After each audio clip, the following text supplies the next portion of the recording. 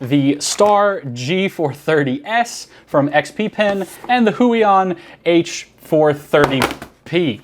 Sure. Guys, I'm Sir Pinkbeard, and today I'm going to be reviewing the best cheap tablet for sculpting in Blender. And I've got two contenders. Coming in at $30, we have the G430S from XP-PEN, and just above that at $35, we've got the H430P from Huion.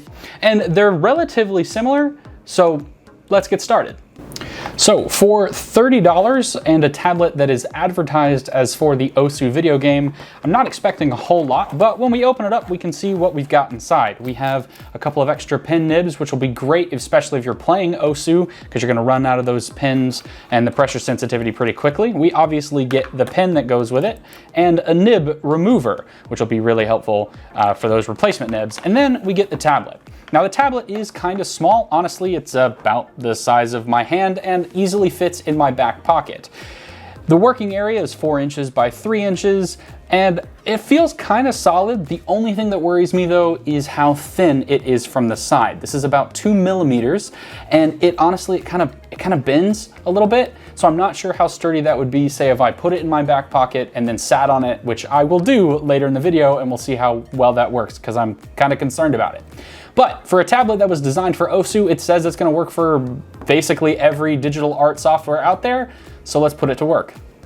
Now, I have never used an XP-PEN tablet before, and it has been a long time since I've sculpted using a tablet that is so small, so I didn't really have any expectations going into working with the tablet. I just thought that it was going to take me a minute to get used to working in such a small area, a 4-inch by 3-inch active area, as opposed to my normal display tablet screen of 22 inches. But this tablet was surprisingly easy to get used to. The small active area is actually okay, and it moves across the screen really well. And the pen is somewhat light and cheap feeling, but in my opinion, it feels better than the Huion tablet's pen, which I didn't expect to be the case given what I know and expect from Huion as a brand. The tablet also responds to quick pen movements really well, which makes sense given that the tablet was made for playing Osu, a rhythm game requiring you to move a cursor at quick speeds. But since it doesn't come with one of those 2-finger gloves, I found that my hand got stuck to the tablet occasionally, especially if the room was a little warm and my hands got even a tiny bit oily. Now, the first time I sculpted something to just get used to the tablet, I did experience a bit of an issue where Blender interpreted all of my strokes as inverse actions. So if I was trying to add more clay, I accidentally removed clay, and vice versa. And it's not too terrible because after all you do is hold control to get the reverse action when you're sculpting,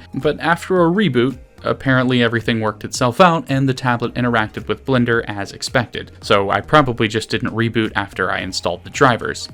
There's a tip for you. Now, the downside of this tablet is really the lack of buttons that can map to hotkeys. Sure, you have the buttons on the pen, those are great, especially if you configure them to move around in 3D space, so that way you don't have to switch over to the mouse and redirect yourself. But not having any buttons on the tablet itself means that you have to go back to the keyboard anytime you have a change to make. And that can just be really annoying because you could be sculpting and having a really good workflow and then realize that you need to undo what you've just done. So now you have to stop sculpting, go back to the keyboard, hit the Control Z, whereas if you're sculpting and your tablet has buttons, you can just configure a button to be that Control Z hotkey, and then boom, one button and you're done. So as a beginner, I think having those buttons on the tablet makes it a lot easier to just stay in the sculpting workflow.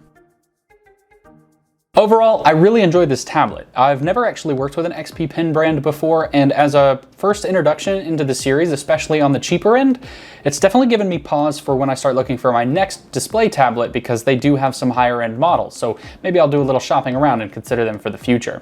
But now that we've worked with this tablet, let's check out the slightly more expensive Huion tablet. So for about $35, you get a pretty awesome box.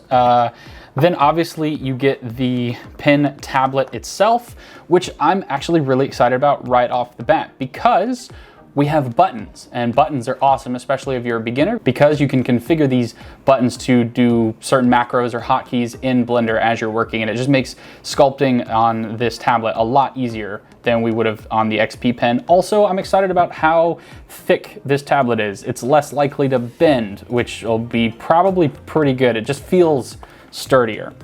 Then we get the tablet pen. Now, this feels worse than the XP-PEN, I'm gonna be honest. I've had a few of these pens as I've gone through starter tablets, and I'm gonna be honest, this is probably the cheapest quality pen that I've ever held. It just doesn't feel good. And then I don't know really how to explain it other than that. It feels like cheap plastic. I'm sure it'll work really well, but compared to the other Huion pens that I've worked with and Wacom pens, and even that XP-PEN from earlier, this one doesn't feel up to par.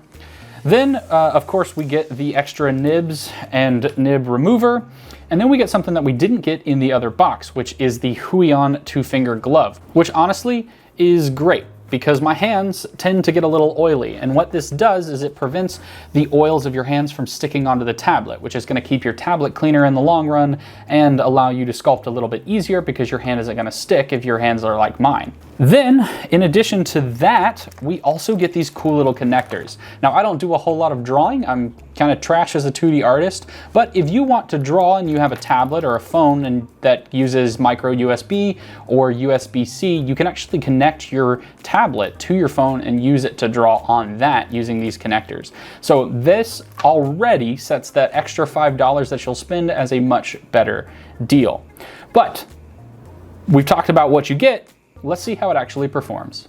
Now, I use a sculpting tablet on the regular that is made from Huion, so I was expecting a pretty quality tablet, and so far I don't think I've been let down in those expectations. But the first thing I noticed was how just familiar sculpting on this tablet was. Now, the sculpt area is a bit bigger than the XP-PEN tablet, coming in around 5 inches by 3 inches instead of the XP-PEN's 4 by 3, and it reminded me of my very first sculpting tablet, the Wacom Intuos. Both devices had similar levels of pressure sensitivity, but this pen didn't feel as good as the XP-PEN. Like, the plastic felt thinner, and the pen was lighter overall and just didn't feel solid to me. But just because it didn't feel solid didn't mean that it didn't work exactly as it should have. It had very quick measurements and movements for pen strokes, and the pressure sensitivity was on point. Plus, with the 2-finger glove that came in the Huion box, it was actually easier to sculpt for me, since my hand didn't stick to the tablet at all, since my office can get a bit warm and my hands tend to get a bit sweaty.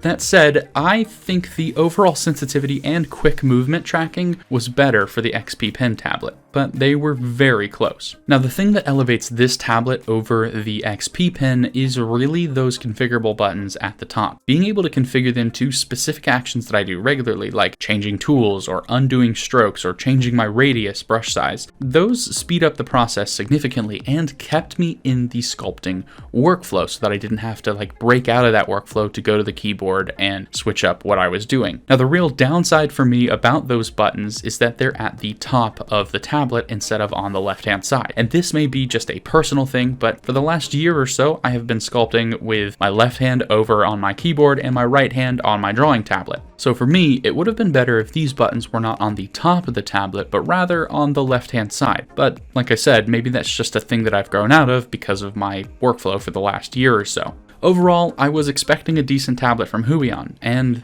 that's what I got. So here's the thing, having tested out both tablets, I'm pretty sure you'd be okay if you're a beginner if you got either one of them.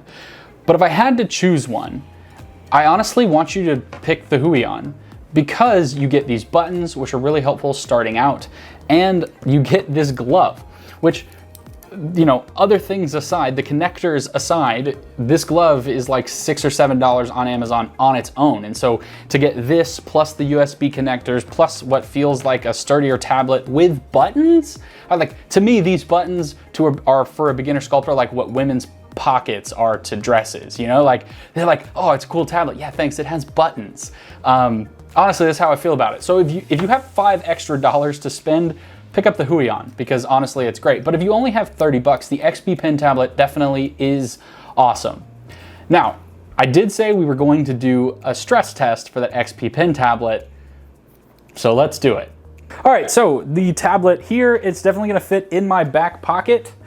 So now that it's in there, I'm just gonna sit on it just to stress test it out and see if my fat ass makes it bend. All right, here's the thing, it's good.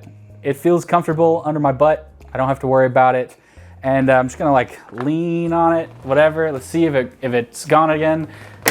And yeah, I guess it's good. It's still flatter than a white girl's ass. So I guess at this point, let's do the outro.